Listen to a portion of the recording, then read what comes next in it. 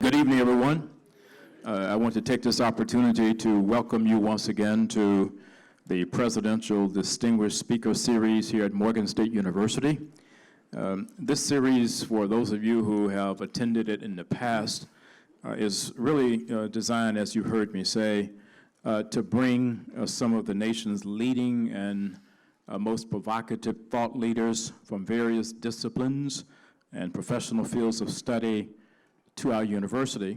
We've been doing this now for about 4 or 5 years, and we do it because we believe very, very strongly here at Morgan in the notion of exposing our entire university community, our students, faculty, staff, alumni, and all of our colleagues throughout the city to a broad range of views, to a broad range of perspectives, and broad range of angles on what really are some myriad challenges that we face as a nation and as a society.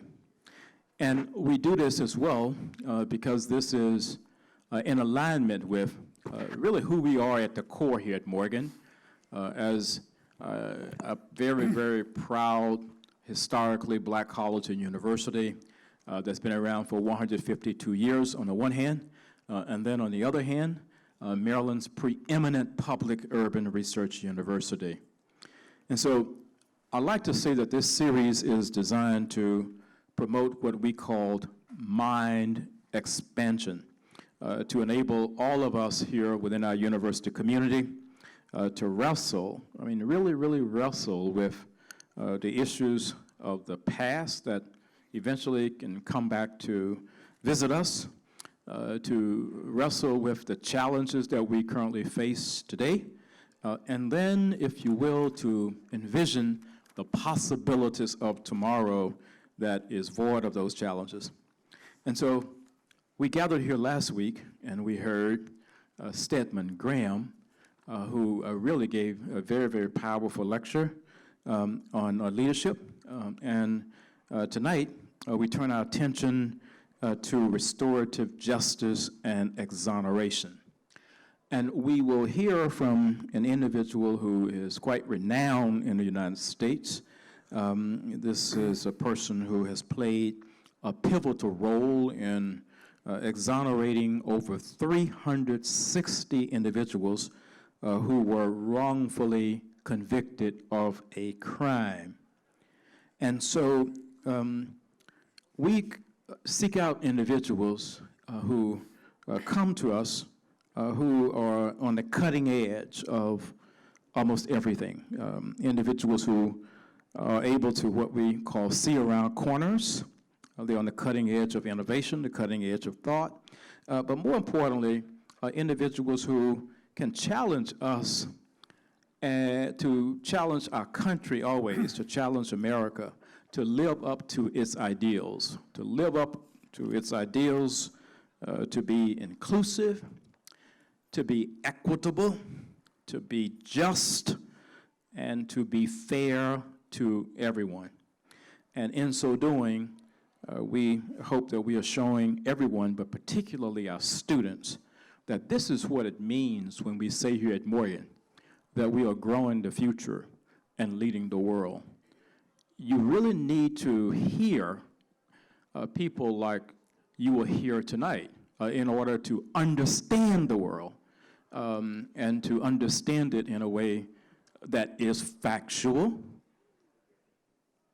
no alternative facts, and to be in a position when you walk across the stage here at Morgan and you receive your sheepskin in the vernacular, that you're ready to lead on the world stage with anyone, anywhere, any place. We value the free expression of ideas, and we value the free expression of thoughts, and we will forever remain open here at Morgan to diverse speakers as they make their way to our campus.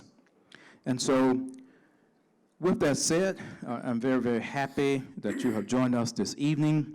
And the way this will work is that I will now officially introduce the individual who will officially introduce our speaker. and the moderator for the Presidential Distinguished Series. It's Pulitzer Prize-winning professor of journalism here at Morgan, Professor E.R. Shipp. And once the student introduces the speaker, you'll hear from the speaker, and the speaker has brought with him one of the exonerees who spent 20 years in prison, and you will hear from him, and then we'll turn it over to Professor Shipp, who will moderate, and there are microphones that will be in the aisles here for you to come forward and ask your questions. And so with that said, I'm very happy to introduce a student, Mr. Nicholas Anderson. Mr. Anderson is a member of the President's Leadership Circle here at Morgan. He's a sophomore history major who has come to Morgan from Long Beach, California. And so, Mr. Nichols, if you would come forward and officially introduce our speakers for the evening. Please join me in welcoming Mr. Nicholas to the stage. Neufeld. Peter Neufeld co-founded and is special counsel at the Innocence Project, a national nonprofit organization that uses DNA evidence to exonerate the wrongfully convicted. The project also assists legislators and executive branches, as well as police, prosecutors, and defense attorneys to bring about reform in criminal justice. In its 27 years of existence, 365 individuals have been exonerated in the United States through post-conviction DNA testing. The project has been instrumental in the passage of federal legislation and more than 100 statutes to improve the quality of justice. You can read about each of these cases at innocentproject.org. Peter Neufeld is a founding partner in the New York civil rights law firm of Neufeld, Scheck, and Bruston, LLP. Neufeld's focus is constitutional law and civil rights. He has lectured and taught students, lawyers, judges, legislators, and scientists on subjects at the intersection of science and criminal justice. Before co-founding the Innocence Project, Neufeld taught trial advocacy at Fordham University Law School. From 2014 to 2017, Neufeld served as a member of the National Commission on Forensic Science, established by the U.S. Department of Justice and the National Institute of Standards and Technology. From 1995 until his resignation in 2016, Neufeld served on the New York State Commission on Forensic Science, which regulates the 24 crime laboratories in the state. He's a member emeritus of the boards of Montefiore Medical Center and the Albert Einstein School of Medicine. A graduate from the University of Wisconsin, Peter Neufeld received his law degree from New York School of Law. Please join me in welcoming our esteemed guest, Peter Neufeld.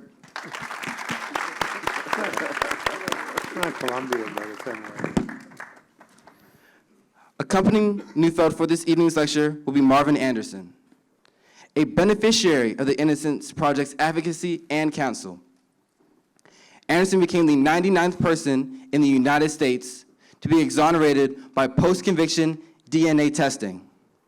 Convicted at the age of 18, Anderson served 20 years until he was completely absolved of the crimes for which he was erroneously imprisoned.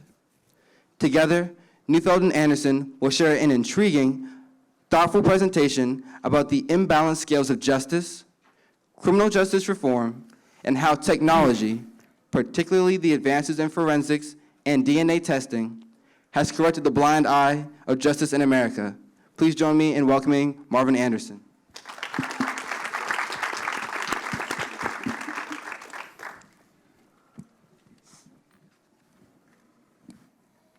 Starting?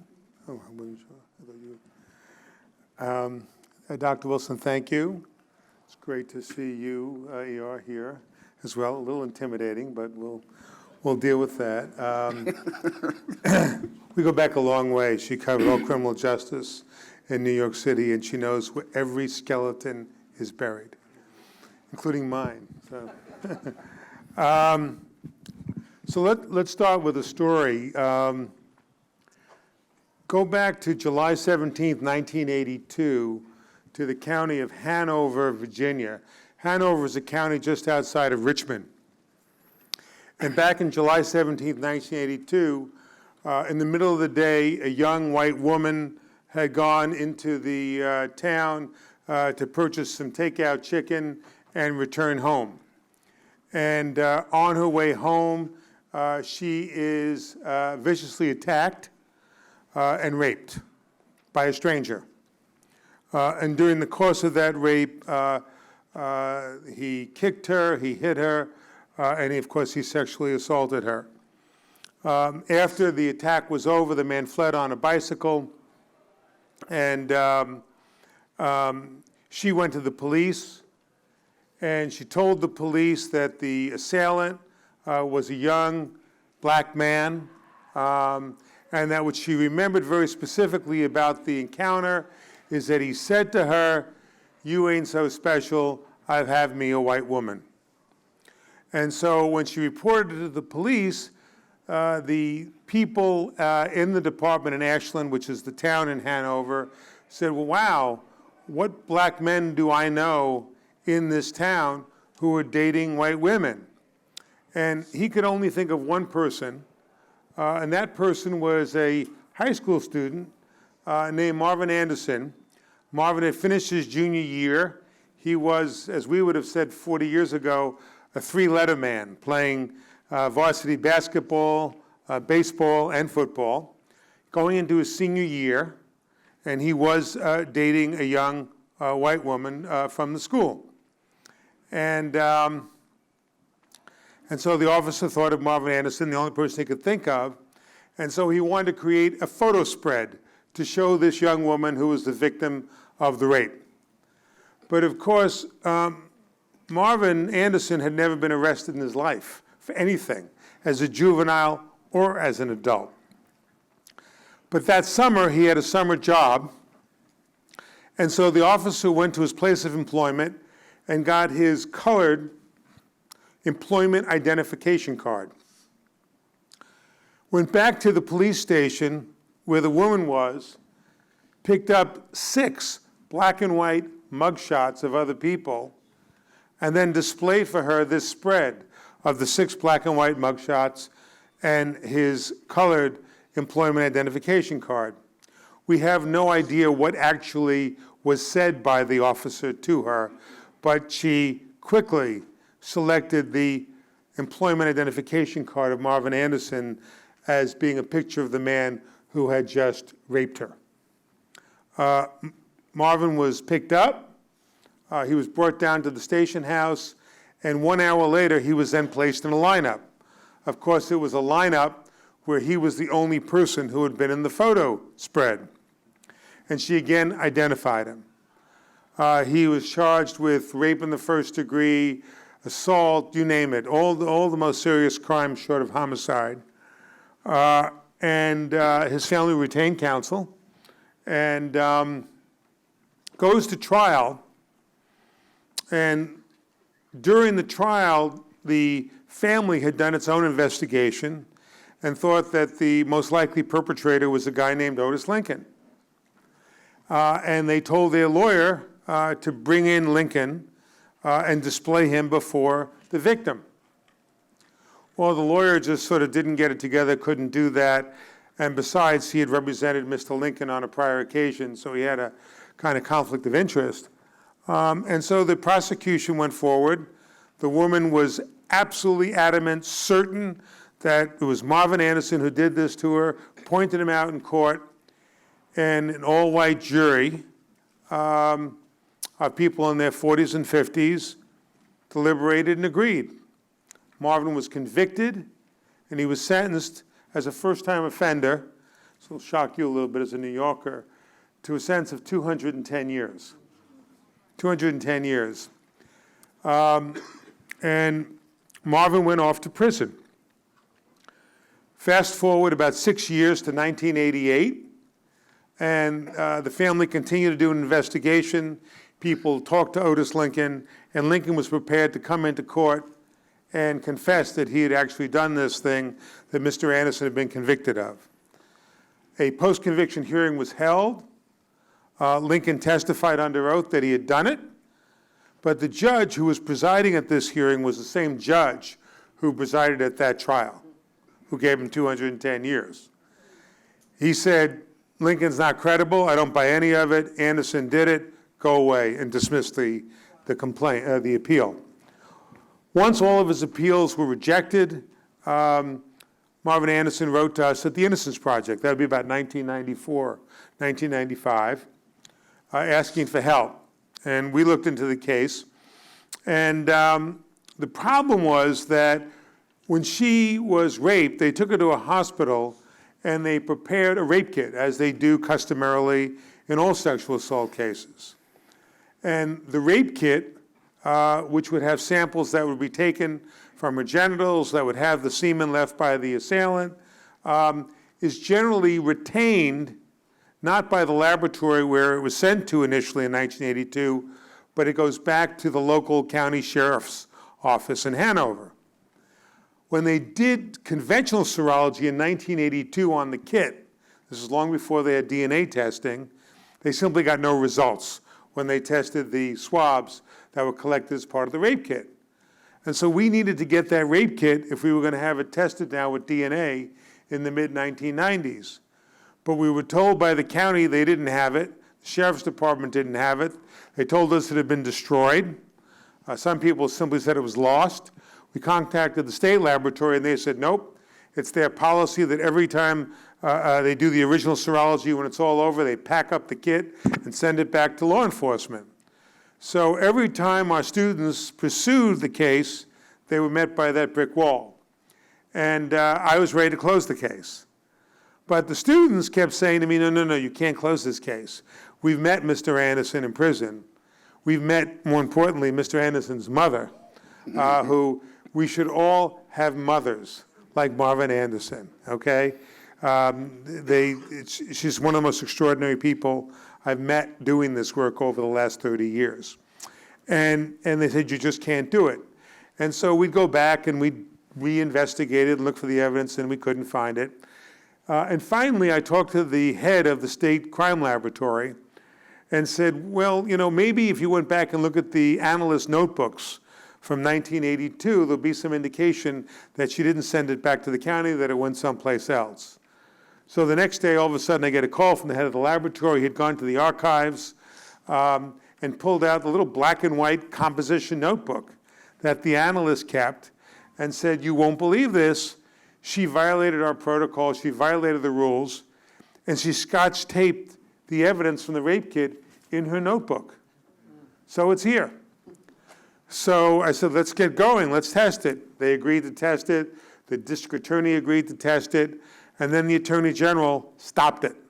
Said under Virginia law, only the governor of the Commonwealth has the power to order post-conviction DNA testing. So then the Innocence Project lobbied the legislature, got a statute passed for the first time saying that a judge had the power to order post-conviction DNA testing. The statute was passed, and Marvin Anderson became the first person subject to the statute. DNA testing was done. Marvin was excluded. The semen from the rape kit came from one man. It was run through the convicted offender database they had in Virginia, and it hit Otis Lincoln. Marvin Anderson. Thank you, Peter. Peter speaks about the criminal justice system, the way it works, the way it had worked all my life, and the way it works still today. Now, I'm going to tell you about me, young black man, 18 years old, just beginning to live life. I had a dream at the age of 10 to become a professional fireman. That was taken away from me. I had a dream to play sports, had a chance to go to college. All of that was taken away from me. Why? Because of one person, the victim. She identified me as her attacker.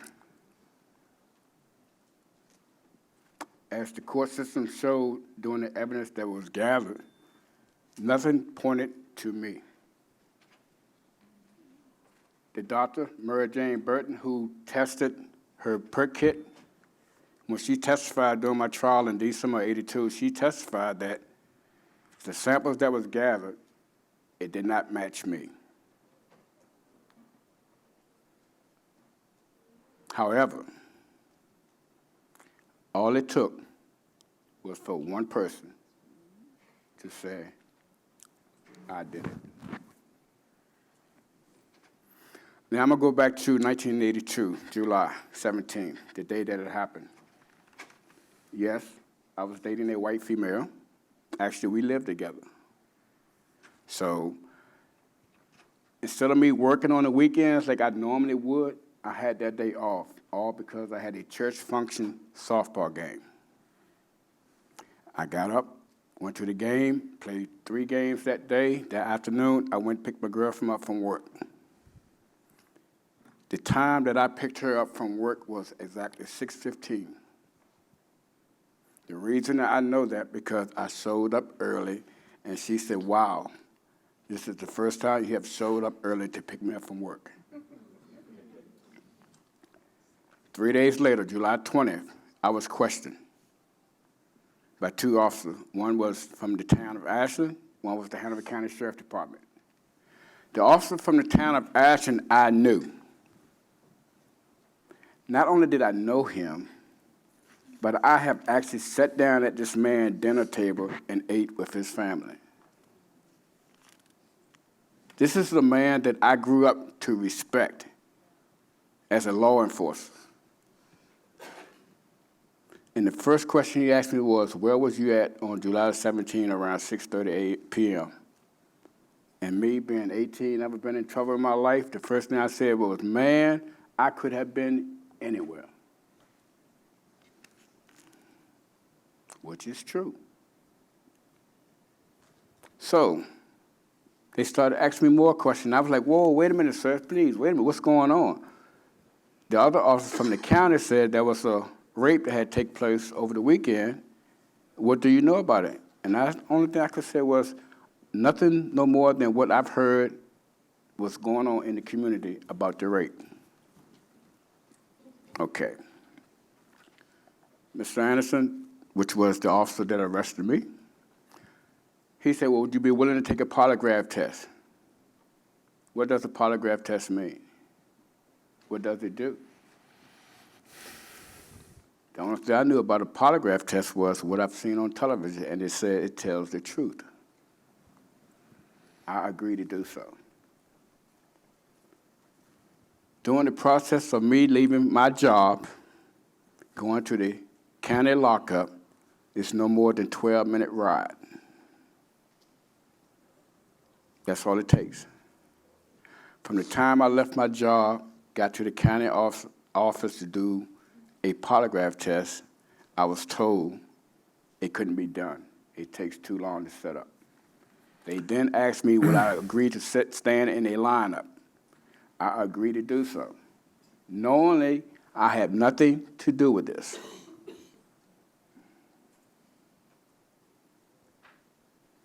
The victim came in. She looked at the lineup. She walked out of the room. She walked back into the room. She looked at the lineup.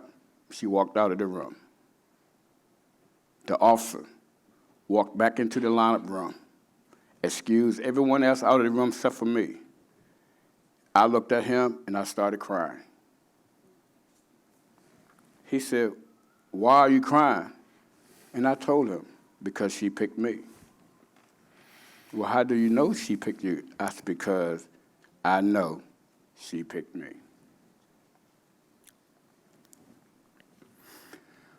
2 months before this incident happened in July, as a young kid, and I can say this now, and I'm quite sure a lot of you that's in this audience, you have done the same thing. You go talk to your grandmother, and most grandmothers, if you have the one that I have, they know everything that you have done.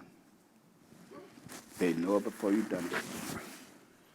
I walked in to speak to my grandmother one day, and she said, boy, I said, what are you doing out there nowadays? I said, well, Grandma, I'm just having fun, playing sports, staying out of trouble. She said, yeah. Apparently someone in my family had told her that I was dating a white female. So she knew, but she wanted to hear it from me. Before I left her house that day, she said, let me tell you something, son. She said, trouble is easy to get in, but very hard to get out of. Like I said, 3 months later, I was arrested. I went to trial early part of September. First preliminary hearing. The question that was asked to the victim was this: what happened to you that day? The victim got on stand. She testified that I was approaching my apartment coming from the chicken restaurant, and a black man approached me on a bicycle. He stopped and asked me, could he help me carry the chicken? I said, no, thank you. I just live right here. He proceeded down the path. When I approached the guy the second time, he was laying on the ground holding his knee. I stopped to assist him, and that's when he grabbed me and attacked me. She said he raped me, he beat me, he sodomized me, he urinated on me, and he threw feces on me. This is in September, first preliminary hearing. This is what she testified to. Commonwealth attorney asked her and said, can you describe the person that attacked you? She said, yes, he is a very light-skinned person, short, kinky hair, no scars or scratches or blemishes in his face, straight white teeth. Commonwealth attorney said, are you sure? Can you describe the person again? She described very short, complex person, very light-skinned complexion, short, kinky hair, no blemishes, scars, or scratches in his face, straight white teeth. He said, is the person that attacked you stand in this courtroom? She said, yes. He said, will you identify him? She stood up and she pointed at me.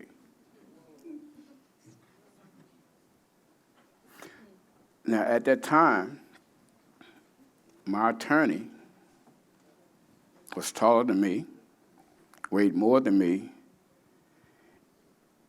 and 3 shades lighter than me.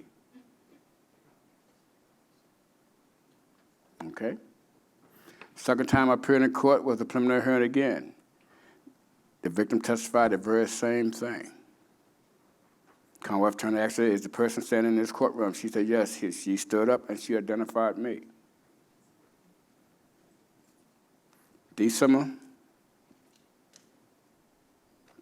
I went to trial.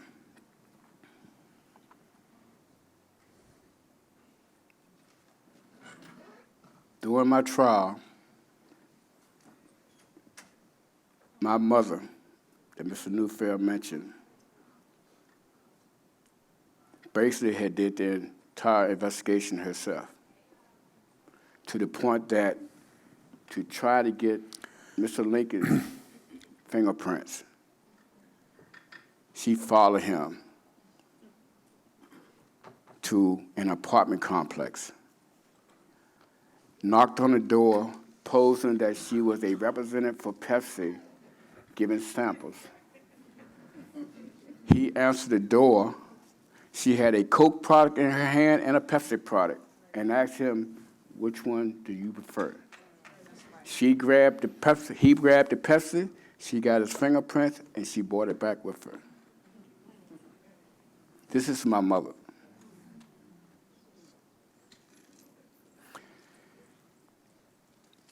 During my trial in December, she was placed on the stand to testify in my case. The Commonwealth attorney asked her, where was Marvin during the time of the attack? She said, he was at my house. But what was he doing? He was washing his girlfriend's car. Well, what time did he leave? It was dark when he left to go home. The Commonwealth attorney said to the jury, you cannot believe his mother. She would lie to say anything to protect her son. There was 2 other of her neighbors to testify during my trial that I was at my mother's house, washing my girlfriend's car, talking to them while all of this was taking place. Not only that, there was a witness too. As a matter of fact, the person that the bicycle belongs to and another individual that's standing at the same place when John Otis Lincoln stole the bicycle and headed off in the direction of the trial. All of these people got on stand and testified in my behalf, told the truth, and the jury did not believe them. To sit in front of a judge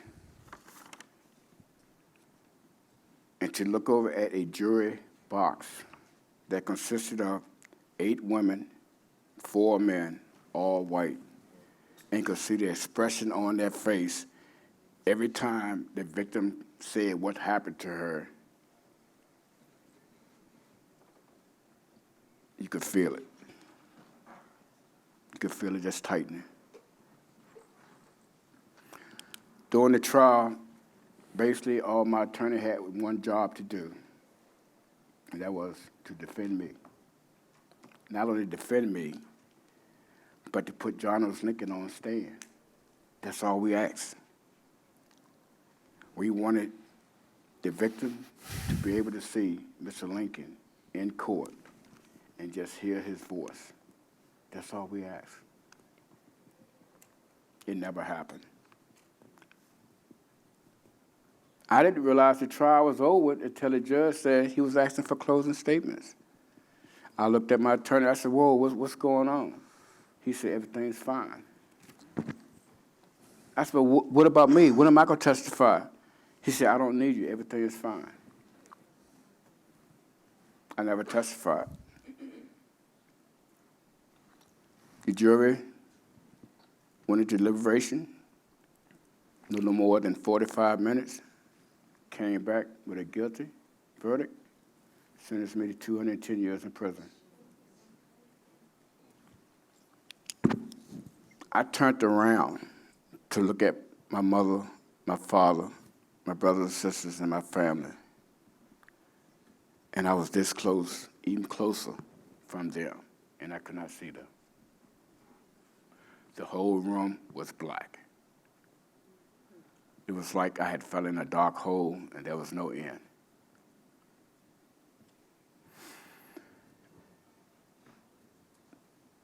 The trial happened in December. In March is when I was sentenced. The judge had the opportunity to either stand with the verdict or cut some of my time. The judge chose to stand with the verdict. I was sent to the state penitentiary. Now, as a young man, I thought of myself as a man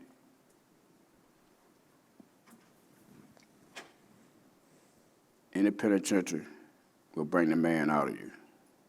I cried like a baby. For 2.5 weeks, I did not eat. I did not sleep. I cried.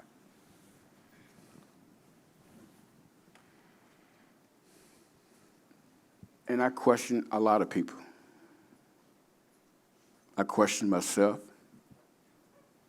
I questioned my parents.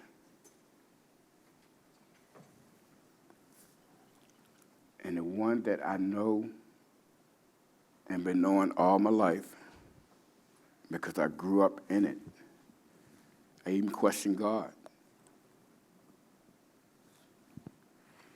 Why me? What did I do? But every time I called home and talked to my mother and talked to my grandmother, they would always say, just keep praying. God have a reason for everything. Just keep praying. I struggled with that for a very long time. Because I'm 18, 19. I'm in prison for something I know I did not do. I struggle with that. After being there a while, I was going out for parole. I was denied parole 7 times. Why? very old saying they always have and always give, the serious nature of your crime.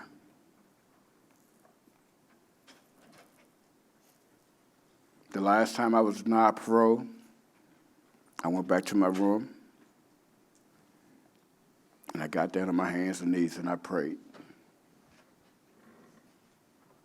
But see, this time, I didn't just pray. I talked to her. I said, Lord, you know, I've been going through this, and when I pray to you, I'm always asking and begging. I said, I've tried it man's way, and it didn't work. I tried it my way, and it didn't work. All I'm asking you is to do is come into my life, and you take care of this.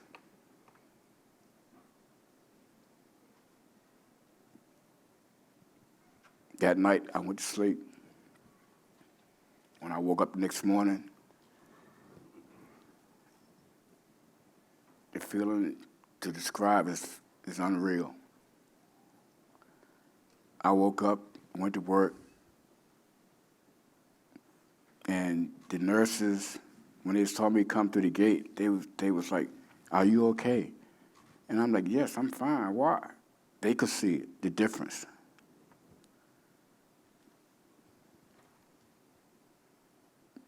After that night, a month later, after being denied parole, I was granted parole.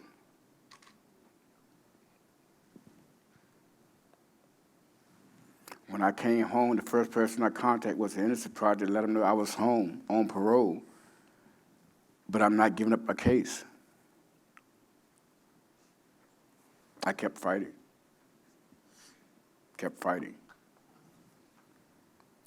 When Mr. Neufeld stated earlier that he was about to close my case, he was. One lawyer, first-year law student, she argued my case before him. Please do not close his case.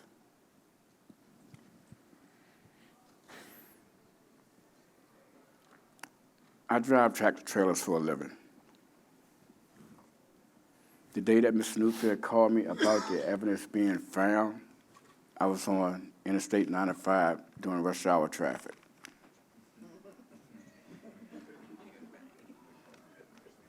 I said, Mr. Neufeld, what are you talking about? He said, well, we have some good news and we have some bad news. I said, well, you know, give me the good news. He said, well, we found your evidence and you've been excluded. I'm like, what? We found the evidence, you have been excluded. I said, well, what's the bad news? He said, well, the governor has stopped the testing. I said, Peter, I said, right now I'm on 95 during rush hour traffic. I'm driving an 18-wheeler tractor trailer. I said, I'll be home in about 5 minutes. Can I call you back? He said, yes. I pulled to the side of the road. I pulled the air brakes on the tractor, and I'm sitting there trying to take all this. I said, wait a minute. I'm going to be free. I got out of the truck, started walking down the highway, which is northbound, in front of the truck, and I just started dancing. People was blowing their horn, waving. I guess they thought I was crazy, but I was, because after 20 years, I finally can prove my innocence. So I get back in the truck, and I go home, and I call Mr. Neufeld back, and that's when he explained to me that the Attorney General was trying to stop the testing, and we had to get the bill passed to have testing done. Now,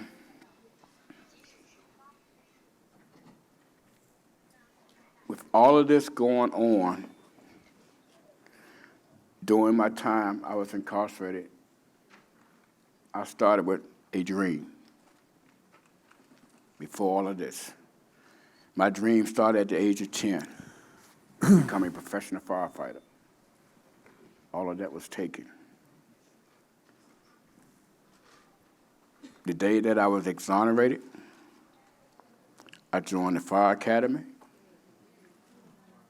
I was in a class full of 17, 18, 16-year-old kids at the age of 35, and I graduated top of my class. Not only that, during the 15 years that I was incarcerated, I had started college. The state cut down the college program, so I had to stop. But yet I was still able to become a certified welder, a certified carpenter, and a certified mechanic. Not only that, with all of this going on in my life, the bad and the ugly and the good, with all of this going on, I chose to not allow the system take control of me.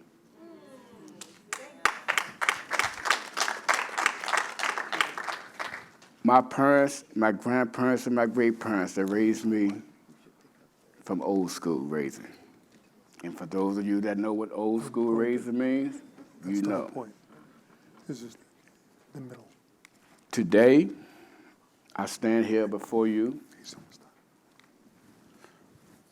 after 21 years of service in the fire service, the last 18 years of that of being the fire chief of the same fire station that I joined at the age of 13. I just retired 2 weeks ago from that station.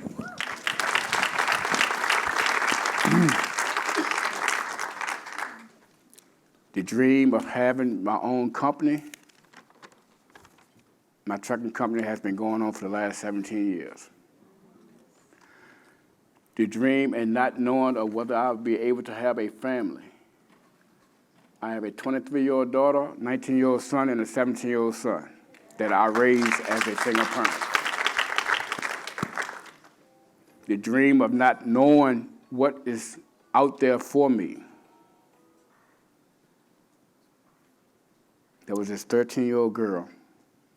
The first time I met her, she was running across the yard at her birthday party. We were friends at the age of 13.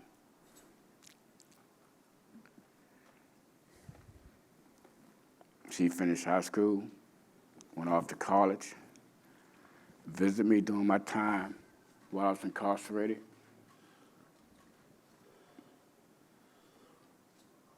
Basically, she was my high school sweetheart at such a young age. Last December 29th, that 13-year-old girl that I saw running across the yard is now my wife.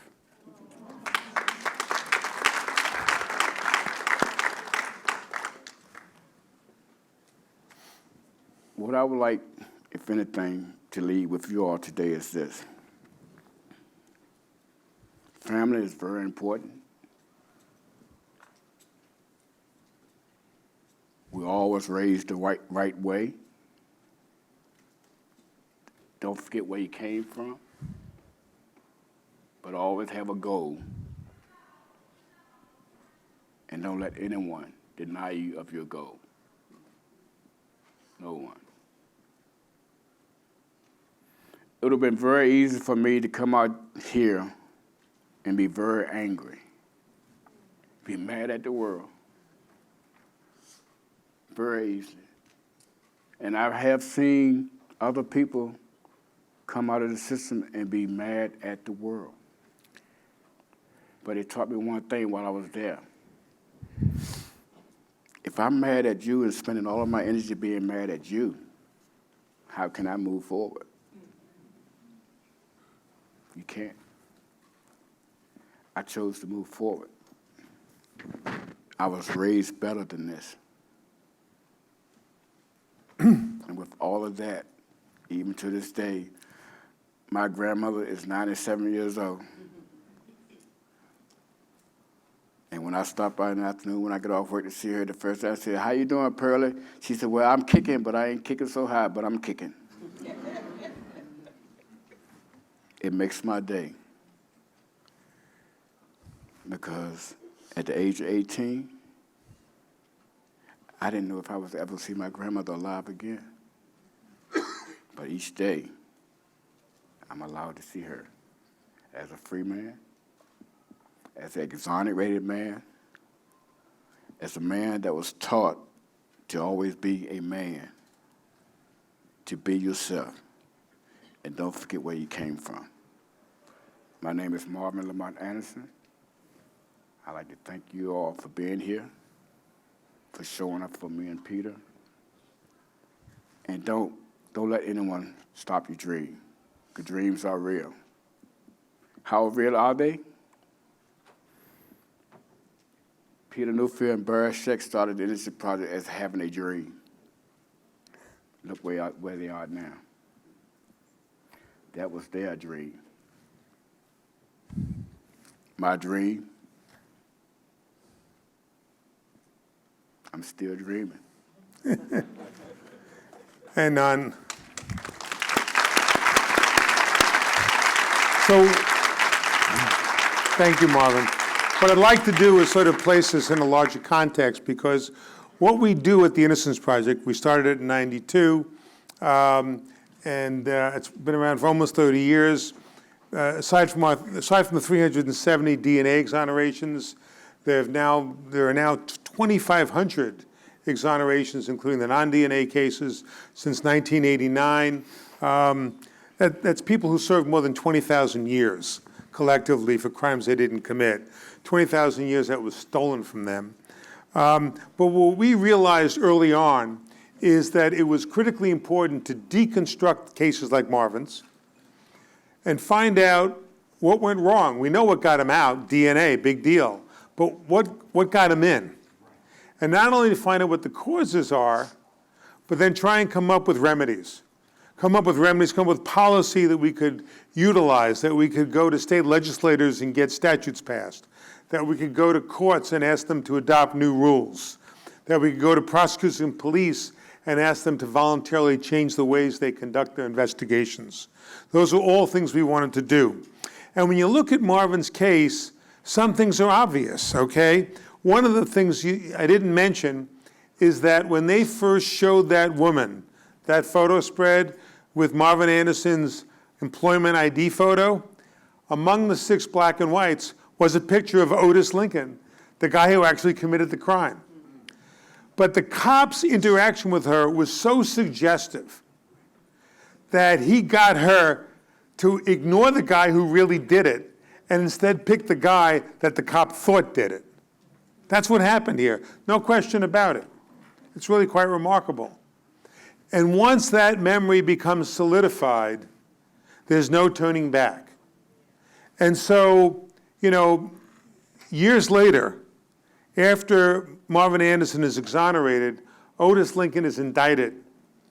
And when he goes to trial, the victim became his witness because she took the witness stand and she said, this guy didn't do it. I know who did it. I can close my eyes and I see Marvin Anderson. Okay? Marvin had to come into court and say, I didn't do it. The prosecutor had to call an expert on misidentifications to explain that memory is not like a photograph, that in fact it's quite malleable. And that's what happened here. And eventually that jury relied more on the DNA exoneration and the fact that the DNA identified Otis Lincoln than even the eyewitness saying it wasn't him, which is quite extraordinary. During the trial, and think about this issue politically, one of the big issues for the defense was, do we call the white girlfriend as an alibi witness, right? Because she knows better than anybody else. Or if we put a white woman on as his girlfriend before an all-white jury, are they going to hate him even more? So those are the kind of issues that had to be wrestled with, and those are issues that are much broader than simply Marvin's case. And so we think about what are the causes of these wrongful convictions. And since we've had, at least on the DNA front, 370 right now, we have pretty good idea because the causes keep appearing again and again. And one of them, obviously, are misidentifications, okay? That memory is malleable. And that you should never, ever let the cop who's running the investigation administer the identification procedure. Never do it. Because even if the officer means well and doesn't intentionally try and stack the deck, through his own cognitive biases, his preconceived notions about who did it, he will unwittingly suggest to the witness, pick out number 3. Okay? That's what happens. And so one of the reforms which we've gotten now passed in almost more than a third of the states, okay, requires the cops to have a blind administration of the lineup, administered by someone who doesn't know who the suspect is. That's the single best reform we can have in that. Also, you want to ask the eyewitness at the moment they make the identification how sure they are. Marvin described a woman who walked in, walked out, walked in, walked out. Obviously had some uncertainty, okay? But the first time she's asked how certain she is months later when she's in court. And at that point in time, everybody's absolutely certain when they testify and point someone out. It doesn't mean anything, but it's what courts always relied on. And what was the third reform? Third reform is don't have multiple identification procedures for the same eyewitness, because you're no longer independently looking at a procedure and making an identification. You're simply identifying the person you identified last time. Marvin Anderson was the only person from that photo spread who actually appeared live in that lineup. So of course he's the most familiar face. Don't do it, it's a waste. And ultimately, the reform we're going to be asking for, which we haven't done yet, is really one of the biggest ones, which is there is no reason, it doesn't add to the case when a witness sits in the courtroom and says, that's the man, I'll never forget I'll never forget him as long as I live. Because of course they're going to do that. All you should introduce is the out-of-court identification. The in-court identification is just good theater. It's not an objective piece of scientific evidence or even non-scientific evidence. It's just a show. But that one's going to take a while before we can get people on board. Second major cause of wrongful convictions, false confessions. Now, this one's really important because it's so counterintuitive, unlike mis-IDs. None of us think we would ever confess to a crime we didn't commit unless somebody put a gun to our heads. The truth is very different. 25% of our wrongful convictions involve false confessions. Very often, it's young people, okay, who falsely confess. Very often, it's people who have other issues. It could be a cognitive deficit, it could be mental health issues, or it could just be people who are just more compliant. And when they sit in a room with a cop for 6 hours, for those of you who saw the movie, When They See Us, okay, about the Central Park Five, you're a young person, you're sitting in a room and this cop is badgering you, and all you want is to get out of that room. And if it takes admitting to something that you know you didn't do, then so be it, okay? Because if they test the evidence and they look at other scientific evidence, fingerprints, biology, whatever, you will be excluded, so what the hell, I'll tell them I did it. Not appreciating what the consequences are of that confession. And so the first reform we sought for that was simply videotaping the interrogation. Because it's really quite simple. You've all seen TV shows and movies where right after the big crime, the chief of police is holding the press conference and they ask him some details and he says, I can't discuss that now. And the reason he's saying on TV and in real life he can't discuss that now is they're trained that certain details about the crime should be held back and not shared with the press and not shared with the community. Because if someone comes in and says, I did it, you want to be able to test the reliability of him saying, I did it. And then you want him or her to volunteer those non-public details that you didn't share with the press. I don't know if you knew that when you went to those press conferences. But that's the reason they held it back.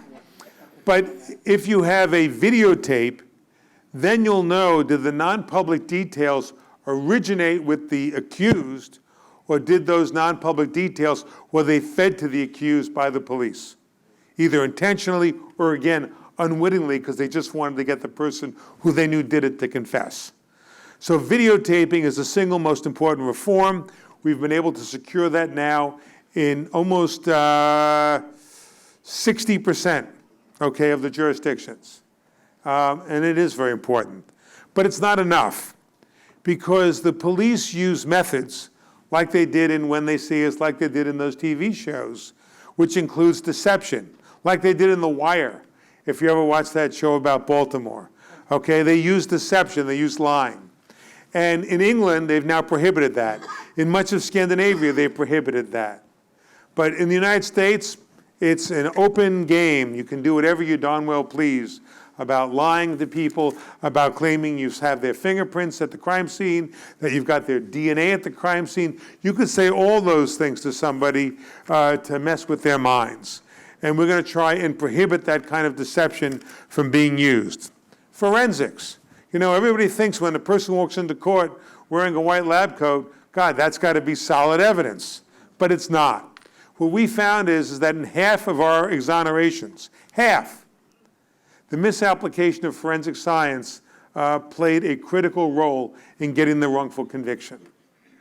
And that's because no one gave a darn about the rigor, the validity, the reliability of all those forensic methods. Because those forensic methods didn't have a history, unlike DNA, in medicine or in research. There's no application for examining tire prints and comparing them to a tire track left at the scene in civil society, or fingerprints, okay, or bite marks, or comparisons of paint chips. Those are methods developed for criminal justice. And unlike the laboratories that work in clinical medicine, okay, where you have peer review, where you have millions spent on research, where you have a federal, you have a Food and Drug Administration that evaluates the bona fides of that method, of that new drug, you have nothing for criminal justice. It's whatever the judge lets into court. Why did that happen? It's actually not that strange, okay? Not much of a surprise. It happened because in clinical medicine, we are all the constituency, right? We all care about what drugs they put on the market that we're going to be using. We all care about what diagnostic tools they're going to use and want to make sure they're reliable. But who's the constituency in criminal justice? Criminals, mostly people of color. And so no one gave a damn, and judges could do whatever they pleased. And so finally in 2009, you get a report from the esteemed National Academy of Science that says, with the exception of DNA, none of these other forensic methods that are used to compare patterns, impressions, and trace evidence actually have the scientific capacity to determine that a particular piece of evidence found at a crime scene came from a particular source. None of them have it. Notwithstanding that revelation, they were all used routinely to do just that in trials for decades in this country and all over the world. And with that wake-up call in 2009, some changes began to occur. The National Institute of Science and Technology, along with the U.S. Department of Justice, got together and created a commission, okay?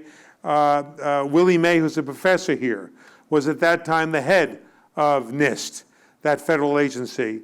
And he was the person who worked with the Deputy Attorney General, Sally Yates, who you may remember played a critical role when she was fired by our now President Trump for refusing to do certain things when he was first elected.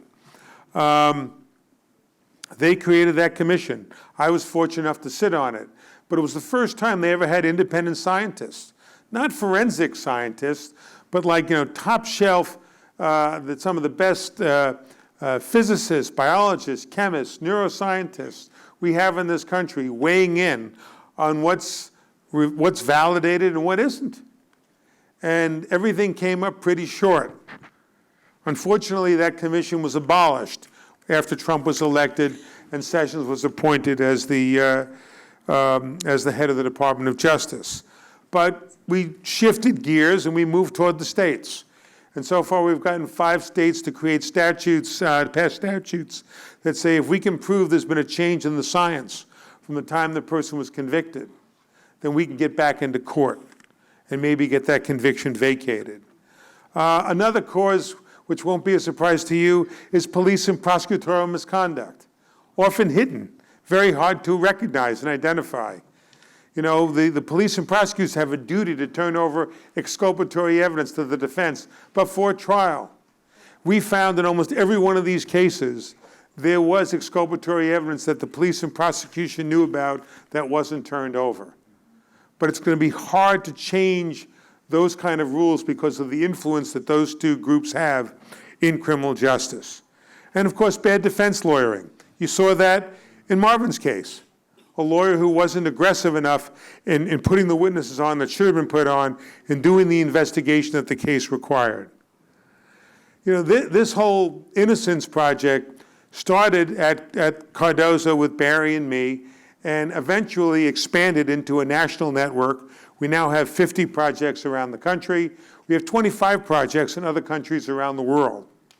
It's kind of grown into a civil rights movement, a human rights movement, and we're pleased with it. And one of the areas it's had a big impact on is the death penalty.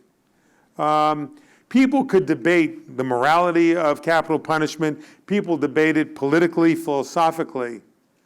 But the one thing you can't debate is we've shown with all these exonerations that our criminal justice system is far too vulnerable to have a sentence that's irreversible. That's just logic and common sense. And because of that, Maryland and 7 other states have repealed capital punishment in those 8 states. The death penalty has been utilized far less in recent years, in part because of all these wrongful convictions. 20 of those 370 people were actually on death row and would have been executed, but for the serendipitous intervention of DNA. The one area, and then I'll open it up, okay? The one place we have not yet been successful, even though it's an obvious contributing cause of wrongful convictions, is racism, both explicit racism and implicit racism, okay? Racial bias. We have not been successful yet. We think others will. But what we can do and what we have done is we have looked at the data. And the data is really extraordinary, just our own data set. Half of all the men who have been exonerated of murder charges in this country since '89 are black. Yet 13% of the population is African American. Innocent black people are more likely to be sentenced to death than innocent white people. Innocent black people serve much longer sentences than innocent white people. I'm somewhat embarrassed to admit that on average, it takes the innocence movement 4 years more, 4 years longer, to clear an innocent black person than it does for the innocence movement to clear an innocent white person. That the kinds of obstacles and roadblocks placed before us when we're representing somebody who's African American is much more difficult and labor intensive than it is when we represent a white person. We couldn't get his testing done after we found the evidence because there was no statute and the governor would not authorize it. So an extra 2 years was spent getting all that to occur before we could clearly exonerate him in 2001, and in 2002 receive an unconditional pardon from the governor on the grounds of actual innocence. In sexual assault cases, it's a truth that in this country, most sexual assaults occur within a race. Black men assaulting black women, white men assaulting white women. Only about 11% of all sexual assaults reported are interracial. Yet 50% of our data set are black men who were wrongly convicted of sexually assaulting white women. Okay, this is something long before we came along used to be referred to as the usual crime. And in those days, there was extra-legal lynching. And extra-legal lynching was replaced by the kind of bogus prosecutions that black men went through in this system when they were charged with assaulting a white woman. Drug cases are interesting because in drug cases, there's no victim reporting the crime. The police decide who the target will be. Black people, according to the data, are 12 times more likely, if they're innocent, to be wrongly convicted of a drug offense than a white person, despite the fact that all the sociological studies indicate that usage of illegal drugs is fairly equal among different races of people in the United States. All that data is pretty heavy. And we have to use it and share it with organizations in the movement, in the criminal justice movement, the racial justice movement, that can then take that data and maybe use it to bring about a certain change. You know, there are lots of things. Somebody asked me before this program started about getting rid of cash bail. Yeah, that's a good reform, okay? Reducing the number of stops and frisks on the street is a good reform. Doing something to make it more difficult for the state to throw people back in prison on technical violations of probation and parole is a good thing. These are all good things, but none of them, I mean, they may make a dent, but none of them are going to actually eliminate racism from criminal justice in the United States and those racial disparities unless we attack racism head on. Nothing less than that is going to accomplish that end. So as you can tell, being part of this movement is a tricky business. I mean, there are moments when we are elevated by hope, and there are moments when we are fatigued by despair. Yeah, there's despair when the president and his attorney general abolished the National Commission on Forensic Science. You know, there is despair when many of the reforms we've tried to introduce at the federal level go no further. There can be despair right here in Maryland, where despite the fact that you have a statute, okay, mandating compensation for people who are exonerated, right now you have 5 men who have been exonerated years ago, okay, in some cases. And their request for compensation has been sitting before your compensation board for 52 weeks without anybody taking any final action.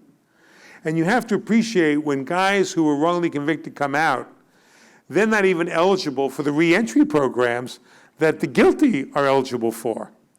So they come out with $5 in their hand. They come out with minds that are very messed up from knowing that they were innocent during all those years that they were in prison and dealing with that kind of cognitive dissonance, yet there is very little compensation for them. I think we are trying to change that. I'm very upbeat about the fact that these movements, whether they're racial justice, criminal justice, any kind of social justice movement, is increasingly being led by young people at universities and colleges like this. I think we will have our day in the sun. And we're very grateful that our Innocence Project can play some small part in that greater battle. So thank you, and thank you on behalf of Marvin Anderson for coming tonight. Thank you. That was a lot to take in, wasn't it? And even knowing some of the horror stories that we know about the criminal justice system, seeing someone who has actually lived through it and coming out on this side with the positive attitude that Mr. Anderson has is inspiring to us. I was struck by the fact that you almost closed his case before going forward. And it seems to me that it's almost a crapshoot as to whose cases or which cases actually make it through. There must be lots of Marvin Andersons out there whose cases don't get handle. What is your criteria just for what you take on? Sure, we'll take on any case where, number one, identity is an issue. In other words, the person is not saying, I acted in self-defense. Okay, they may be innocent, but we can't help them because we are a primarily DNA project.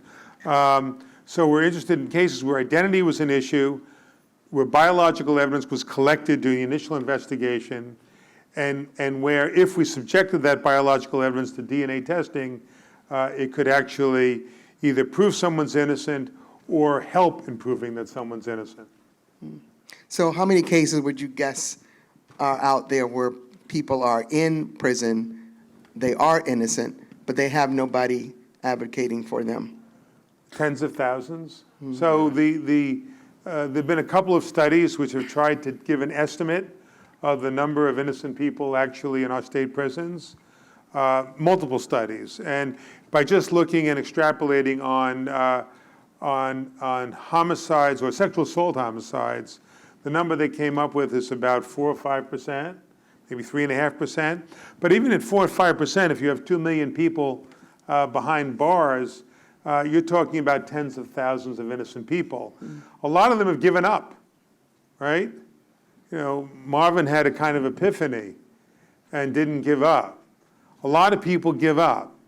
A lot of people write to us, but the biological evidence was in fact lost or destroyed in the intervening years. So we couldn't do anything for them. It's amazing. So there are a lot. Those of you who have questions, there's a microphone on this side of the room. So you might want to come and line up for some questions. You mentioned a number of reforms that you all have been able to push through. This doesn't appear to be a climate for reform.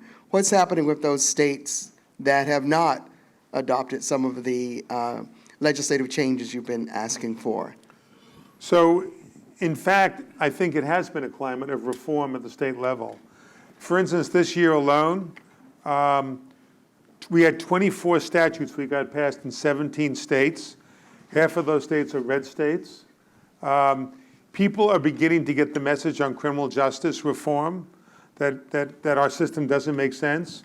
Some people come to it from a kind of libertarian perspective, that's just too expensive, and after all, it's a government program, which means it's not going to work. Or they come to it from more progressive motives. But whatever they come to it with, they're interested in change. And so we get states agreeing to have blind IDs. We get states all over the country now, a majority of states, agreeing to mandatory recording. We're getting these changes, much more so than we ever thought we would. We'll take a question here. Thank you very much. My name's Tim Akers, the author of Epidemiological Criminology, and a good friend of mine was Ron Huff, the late Ron Huff. And one thing Ron had conversations about, and by the way, I'm very aware of your work. How do you find the balance from a legal point of view between the innocence and criteria between the criminological side that you're dealing with, the theories and all that, versus where the innocent evidence might come into play? I mean, how do you strike a balance legalistically, I guess, to decide, like, to go forward? Are there criteria? Do you have like a scale? Do you come up? What makes you make that ultimate decision?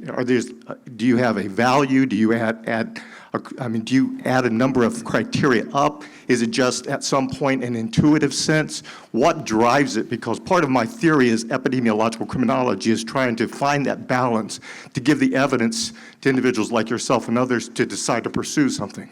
Excuse the ignorance, but it's really a complicated issue. So, right, it is, and the answer is complicated. And Ron Actually, the is- answer is simple. So we get about 2,000 letters a year. We used to get 4,000.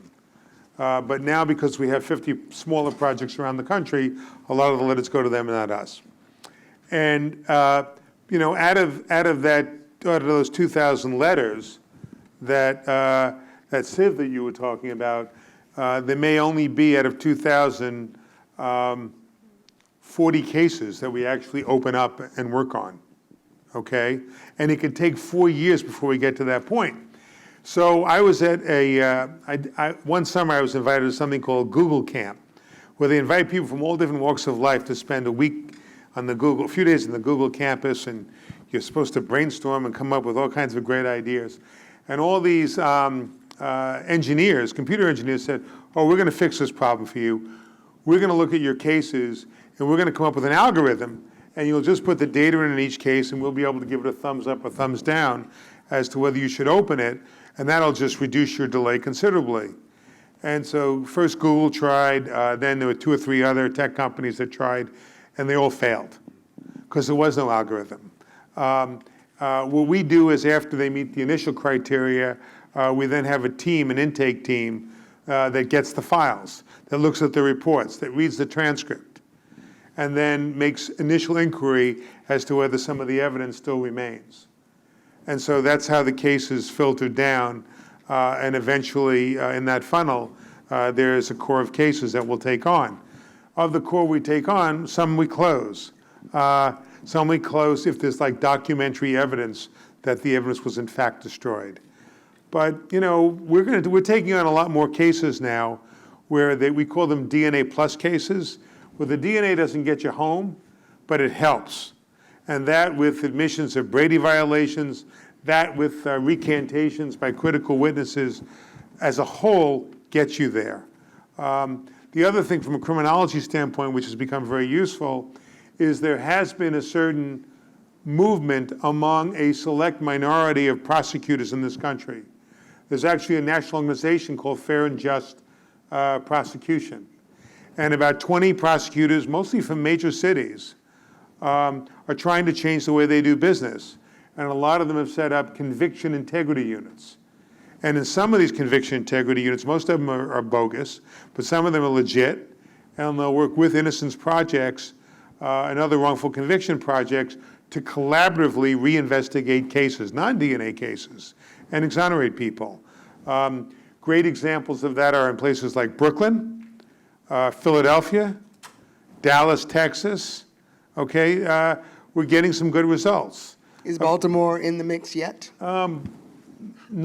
Not that way yet. It could be, should be. I know Marilyn Mosby is talking about reforms. Yeah, and I think they're making a serious effort at it, and they have a conviction integrity unit, and they have done some work with defense attorneys on cases that's been useful. It just hasn't reached the scale yet that we're seeing in places like Philadelphia and Brooklyn. What is the letter like that you send back to those few thousand people whose cases you can't take on? What do you say?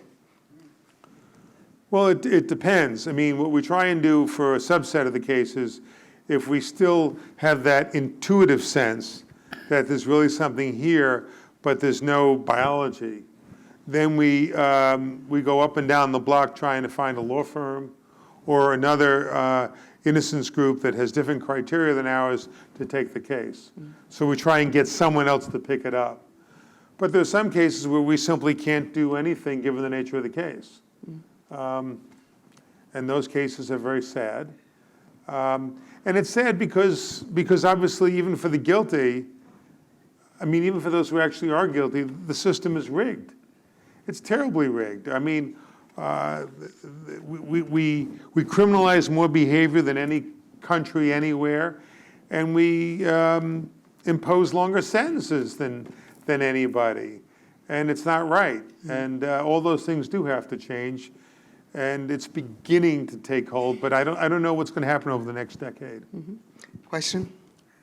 Good evening. My name is McCall Brown. I'm a sophomore accounting major here at Morgan State, and I'm also a member of the President's Leadership Circle. And I'd like to thank both of you for coming and Mr. Anderson for sharing your story.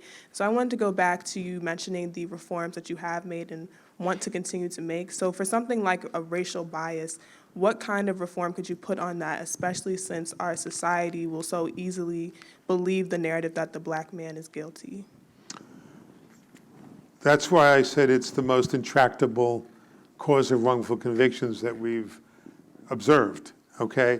So for instance, one of the things that certain prosecutors are experimenting with is they will, when the police officer brings in the complaint, they eliminate what they say is the obvious racial data. Okay, so there's nothing about race. They omit the person's name. But, you know, if you talk about what neighborhood the crime occurred in, if you talk about,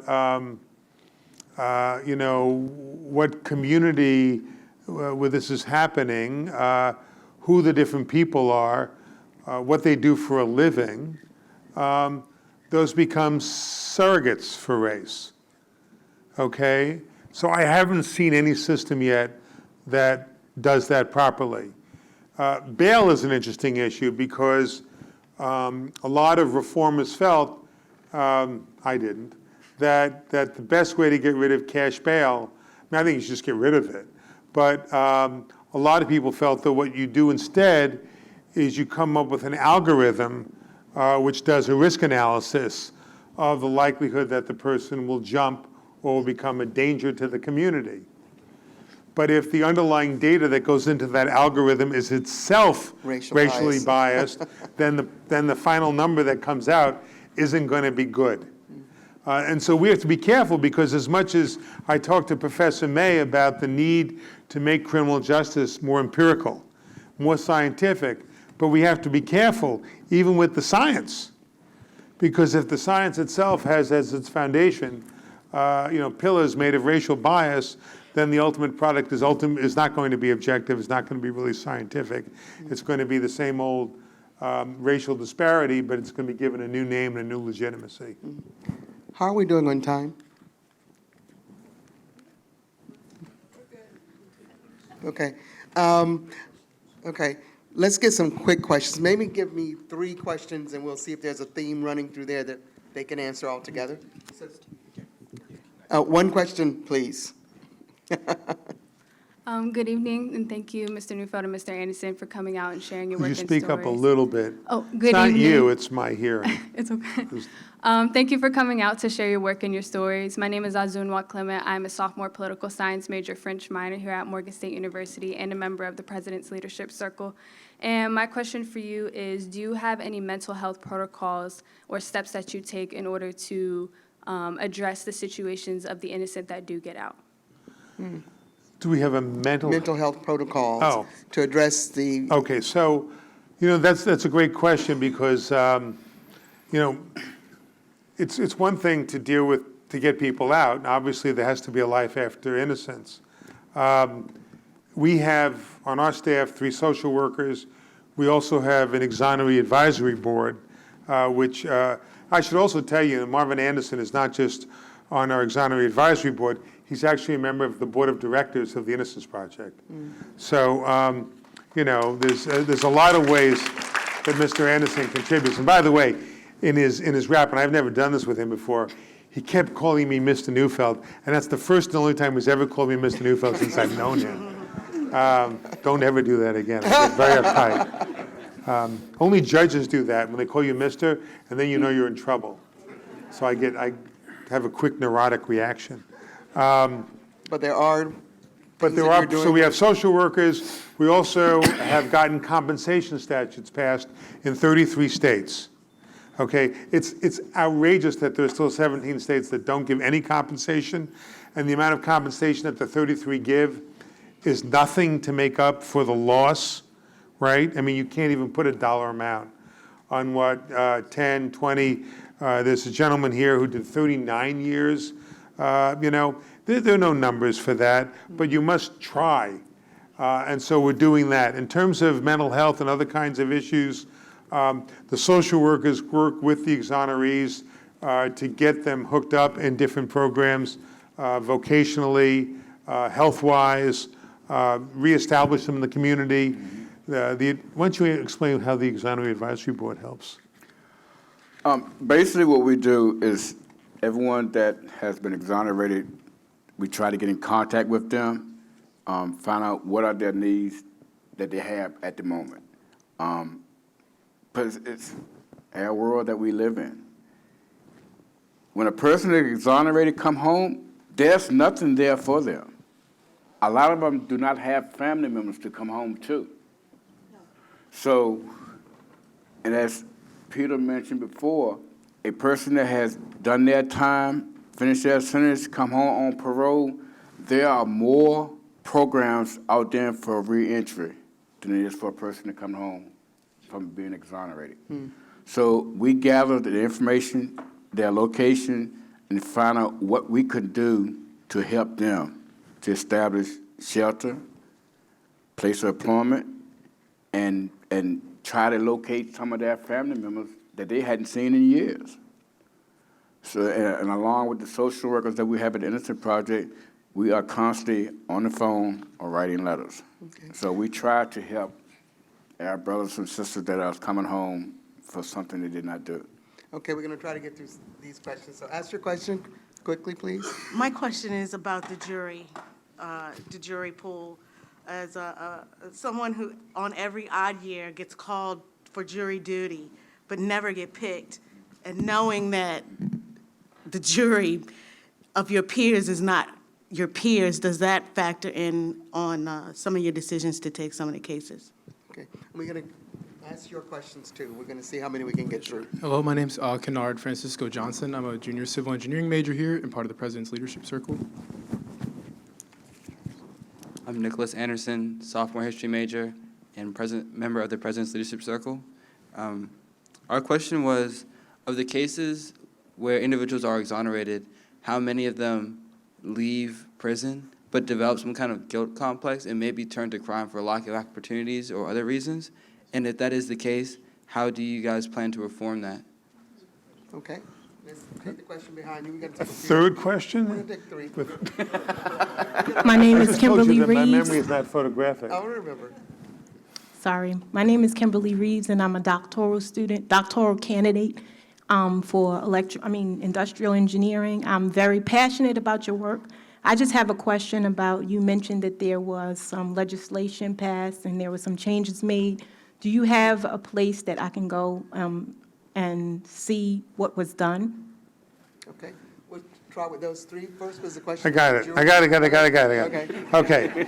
And give quick answers. Okay, on the jury issue, it's a great question because we're trying to think of what we can do to deal with implicit and explicit racism. And so what we're thinking about is what are the different trigger points along that, that assembly line we call justice, where racism can be a factor. And then when we look at cases in intake, we're going to see to what extent any of those triggers are present. And if they are present, then that's going to obviously influence our thinking about taking the case. Two, and obviously, if convicted as a black man by an all-white jury, that's a big factor. Two, does anybody commit crimes, not recommit, commit crimes after they've been exonerated? I know that that's a lovely subject for a TV movie. It has been, but I can tell you that out of the 370 people, we've had, I think, 2 or 3 out of 370 who committed crimes, serious crimes after, which is below what it is in the general population, way below. So these people are innocent, and they may have problems when they get out, but their problem is not to go out and commit a murder or commit a rape. Their problem is post-traumatic stress disorder and just dealing with the reality of this world. The third was legislation. The best place to look, go to our website, and you can see the legislation that's been enacted in all 50 states and federally. Okay, and we'll take our last 2 questions. Thank you. Hi, I'm Joe St. George, Political Action Chair for the NAACP Legislative Affairs for Maryland State Conference, and I'm a 20-plus year attorney pro bono for the NAACP. Question about legislation with regards to transparency and accountability of prosecutors. Would you be in favor of legislation that would require prosecutors to track and report on a monthly basis the number of cases by gender, age, and race that they are charged, that they release, because the legal system has changed and tracking, big data legal tracking is a big thing, but the prosecutor's office doesn't have that kind of accountability. So would you be in favor of legislation that would require them to report on a monthly basis their activity, prosecutions, or non-prosecutions based on gender, race, and Yes, but we'll give a little longer answer after the next person asks the The question. next question. Good. Hello, and again, thank you all very much. I'm Dr. Anna McFadden. I'm the Dean of the School of Social Work here at Morgan, and thank you for once again confirming that social workers are everywhere. I was going to say that about you That's guys. number one. And you're needed. And number two, I just want to take a quick opportunity to introduce Mr. Walter Lomax, who is a Baltimore native, spent 39 years in Jessup for being wrongly accused, and was found innocent. He's one of the 5 that you mentioned, or the state now, or the Department of Budget and Management is trying to work out how to give some kind of repayment for this person. And I'd just like to introduce Mr. Lomax. He didn't want me to do that. But also just to say a couple things about his experience as well in that fight and some other fights that he's going. He's been my community partner for a very long time, and so I'm happy to introduce him. Just briefly, unlike Mr. Newfield's work, they are primarily focusing on DNA. The 5 exonerees here in Maryland were not DNA cases. They were actually old-fashioned detective work. It was faulty eyewitness testimony. And so they do great work with DNA, but the reality is that a large percentage of the folk that are wrongly convicted, there is not DNA that actually frees them. And so the 5 of us, and when we talk about the racial disparity, when you look at the 5 of us that are up for compensation at this point, there is 4 black and 1 white. And when you look at it overall with folk that have been exonerated here in the state of Maryland that have not been DNA cases, they've been disproportionately represented by African Americans. Thank you. Thank you. Just to the woman who spoke before, look, what's extraordinary about criminal justice is we have tons of data on healthcare, on education, right, on housing in America. The one area that has almost no data collected is criminal justice, and it's for obvious reasons. And so what we're trying to do all over the country is get them to collect data. The data that you want is extremely important, but data on police misconduct. You know, a lawyer now goes into a case and doesn't get information such as the fact that this cop has 5, prior times where he lied in court. You don't find that out. So we want that kind of data collected as well. There's all kinds of data that needs to be collected, stops and frisks, okay? How many people have violated for technicalities as opposed to substantive reasons? There is no data collected to speak of, and we must start doing that. And if legislation is the way to get it, then so be it.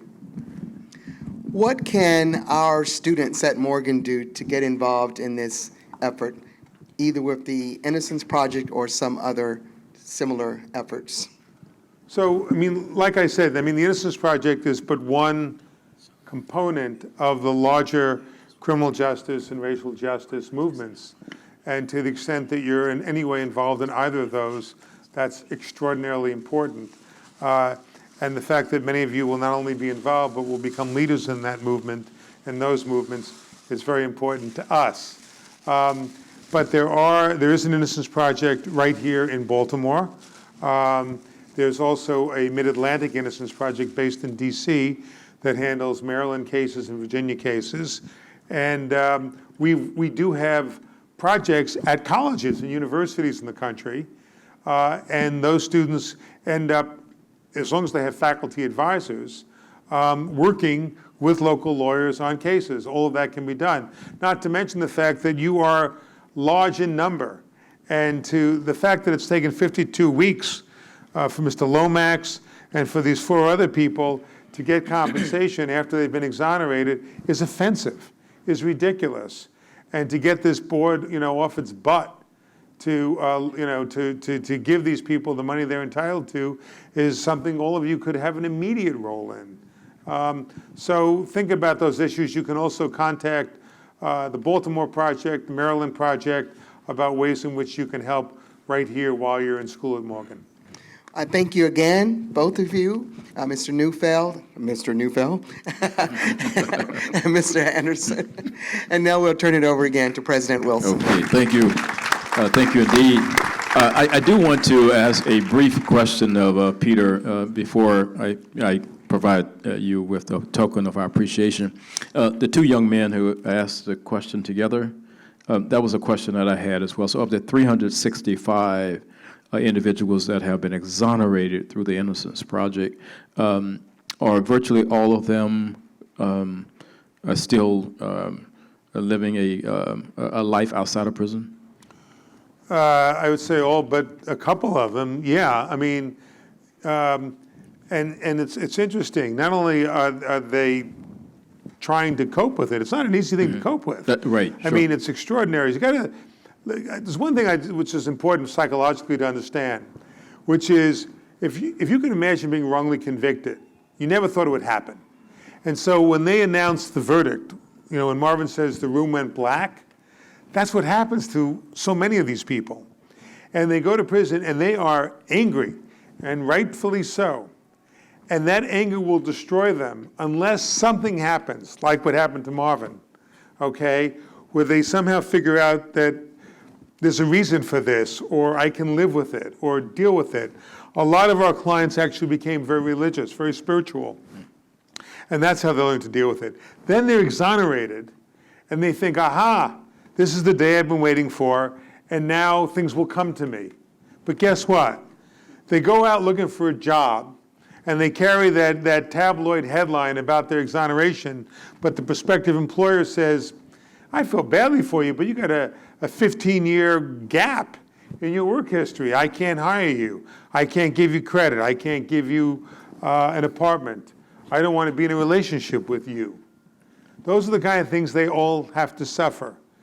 And it's a very difficult battle.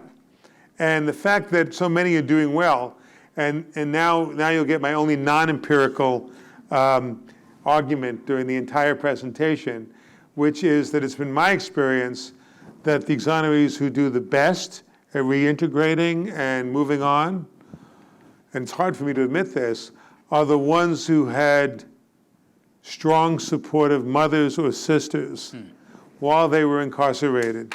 Those people who stood by them makes all the difference in the world. Guys like me play a lesser role. So. Well, Peter, we certainly thank you for the work that you're doing in this space and bringing so many individuals who have been wrongly accused to freedom and to enable them to really taste the magic of freedom, as Marvin has so eloquently told his story to us tonight. First, please join me once again in thanking Peter Neufeld for joining us this evening. And